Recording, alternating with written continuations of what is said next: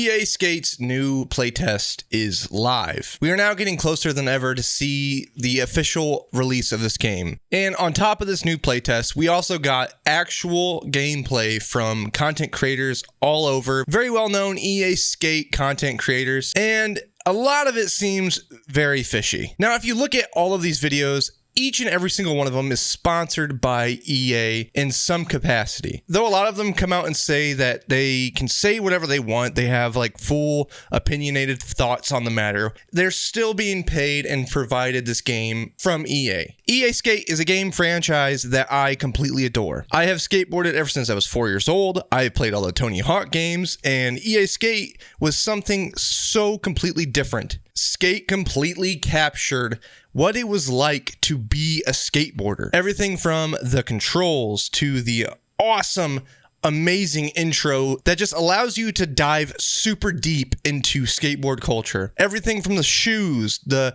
scuffs on your skateboard, the way you moved, the way people talked, like they actually gave a shit about skateboard culture. And we're gonna look at some gameplay examples of the new Skate, and it is not representative of skateboard culture in the slightest. Now, we're going to mute the commentary because I don't want to completely rip off this guy's video and just react the whole time. But judging based off of this first initial impression, I hope he gets into the character customization because you can kind of see the style they're going for. It's no surprise that games like Fortnite, Call of Duty have just completely taken over all of the ecosystem with all these free-to-play games. They're going to capture some of that. I expected it when they said free to play. I had a different opinion in mind, a different ecosystem for this game to strive off of making money. But when you see the prices of these microtransactions, they are not microtransactions anymore. Look at this. You know, it's very stylistic. I get some games go this route.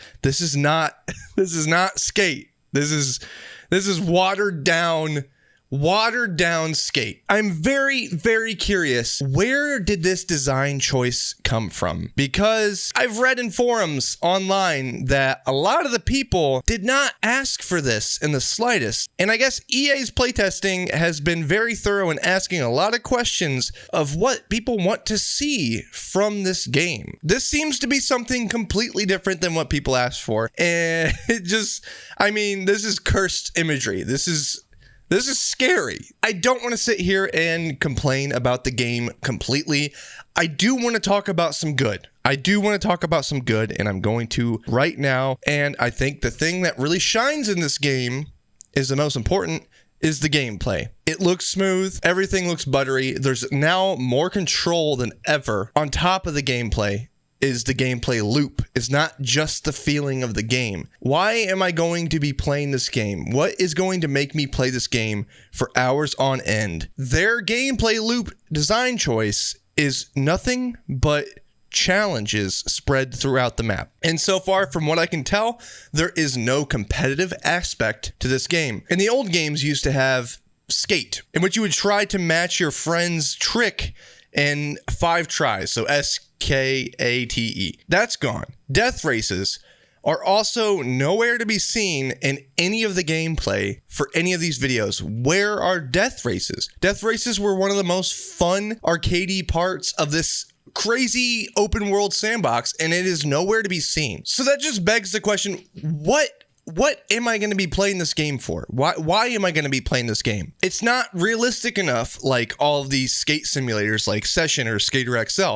There's not enough deep mechanics, especially in the replay editor. The best part about a skateboard action game replay editor is when you can adjust and change keyframes so you can adjust the exact movement and functionality of your camera in the game. You cannot do that at all. I don't want to hear the excuse, oh, they're going to probably add it later. That should be there from the start. The majority of the skate community, or just skateboard game community, makes videos. They make teams. They have a really cool online presence that was super powerful during the days of EA Skate 3 and should be something to look at for a community kind of driven game. It just kind of blows my mind that all of those decisions and things things that people really wanted from the core audience have been stripped down to probably the most basic version of skate I could even imagine. And you can see here they're doing a lot of parkour stuff. The movement is amazing. The gameplay, it looks so smooth. But why am I going to do all of this? Is it just so I can play with hundreds of people online? It doesn't feel right. Something feels very off and half-baked. I'm being very pessimistic because I know this game is very, very close to launch. And by all the sources, it's saying that this game is going to launch in early access at the end of this month, which is coming very soon. And this is the biggest playtest ever. So everyone that has signed up for the playtest in the past now has access to this, but it's only stress testing for the servers. It is nothing else. And everything you're seeing now is set in stone. We're going to take a second to check out the actual microtransactions so you guys can see how baffling this stuff actually is. So on screen, you can see that you can buy skateboard designs, which is something I knew was going to be a integral part of their microtransactions, and it totally is. In my head, I thought that these would be maybe $1, maybe, $2 at most for some really cool complete skateboard. So maybe that could come with like wheels and the trucks, so it would be like a bundle pack for maybe $2. But these prices, each 100 V-Bucks or whatever you want to call it, that's $1 in real money. So 500 V-Bucks, skate bucks, is $5 for a graphic on a skateboard. So if you purchase 10 of these skateboards, you will have the amount of the starting skateboards that you get on any skate game in the past. And keep in mind, $50 was the price of the original games when they came out. And you can't argue that these are microtransactions anymore. They add up way faster than what a microtransaction originally was in the past. So that's enough yapping about that. There's a lot wrong with this. These prices are completely wrong. These are horrible prices for something that is just a graphic put on top of the same skateboard shape repeated forever. Now I'm going to show you the actual in-game stuff that you can unlock. This is not stuff that you have to pay money for, even though I think you probably could. I'm not sure if this currency converts into actual real money, but you are going to hate how you have to unlock stuff in-game. It is not a progressive thing. It is all completely random. These are essentially loot boxes. These are all loot boxes, and every single time you play the game, you have to unlock certain boxes by leveling up.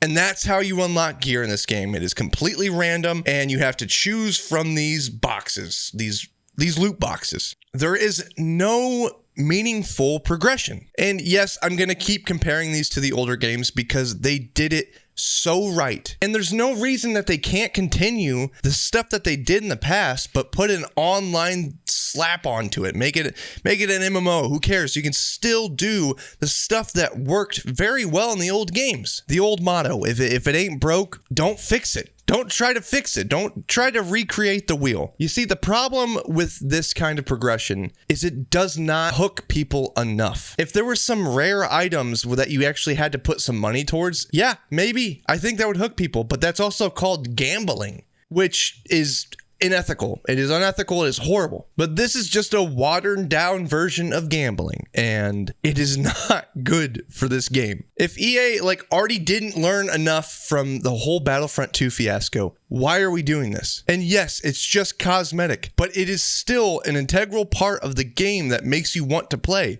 This doesn't make me want to play. I could give 5 different versions of progression right now. Number 1, do a milestone progression, which is a basic linear progression that you unlock stuff through doing certain challenges, or you're doing skate missions and you're trying to level up to become pro. 2, you could also do another linear progression, but you could also own your own company, have your own team, which could incentivize different people online to join your team, and you could create some really cool stuff. Add some creative elements like upload your own designs or have a thing internally where you can make your own team park. 3 is an insane one, but it works. If you're trying to do the whole Fortnite thing, just make a battle pass. Just make another linear progression thing, but call it a battle pass, skate pass. It beats paying $5 per board, or running through any kind of loot box scenario. No one wants to do that anymore. We don't want random stuff. Progressing through milestones and doing challenges is fun, especially when you reach the end. I don't think that system is still broken. It's not broken. It's never been. I don't know why we're trying to revert back to something so unethical. And number 4 could just be a simple career mode. Maybe you unlock items